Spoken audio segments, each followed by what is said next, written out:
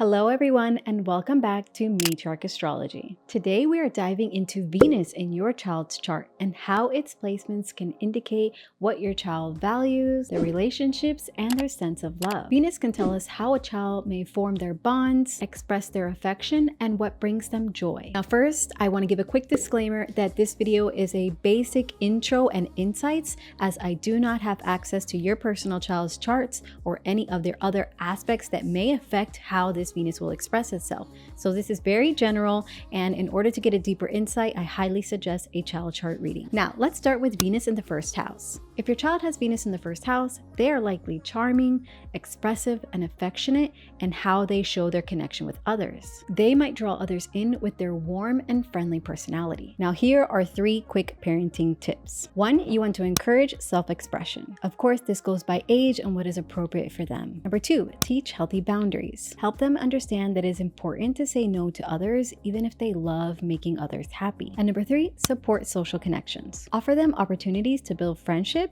but also encourage time for them to explore what they love on their own. Now here's a quick tip if your child has Venus retrograde in this first house. Encourage self-love and help them develop a strong sense of self-worth that is not dependent on external validation. Next up, we have Venus in the 5th house. Children who have Venus in the 5th house can be naturally creative and may love to express themselves through different forms like art, music, or play. Also, I do want to mention that Venus here in the 5th house is what is called in its house of joy.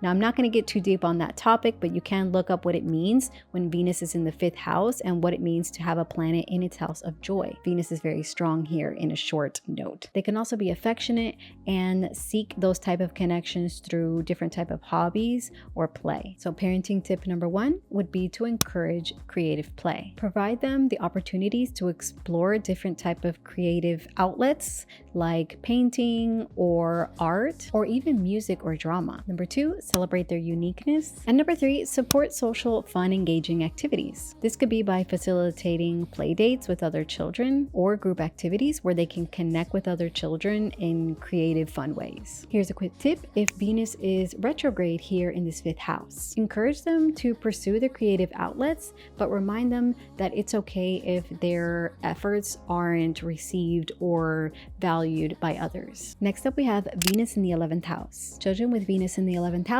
may tend to value community and social type of activities, as well as community. They're likely to be very social and care deeply about group activities and humanitarian causes. Number 1 would be to encourage them to form friendships and participate in group activities, whether in school or extracurricular. Again, you would want to look at the whole chart because there could be other aspects here that can make it a little bit harder for them to want to do this, and we wouldn't want to push them out of their comfort zone too much, especially if we're dealing with more harder aspects. Number 2 would be to teach inclusivity. Help them understand the importance of diversity and inclusion in their social circles. And number 3 would be inspiring them a sense of purpose. So involve them in different causes that matter to them. So whether it be through humanitarian work around the environment and recycling, or work around helping animals in the community, we want to show them the importance on how they can make a difference through group efforts. Here's a quick tip if your child has Venus retrograde in their 11th house. Help them navigate friendships or social connections with others in group settings by reassuring them that it's okay if they don't feel like they fit in or if they feel like they can't connect right away. Well, there you guys have it. There is so much more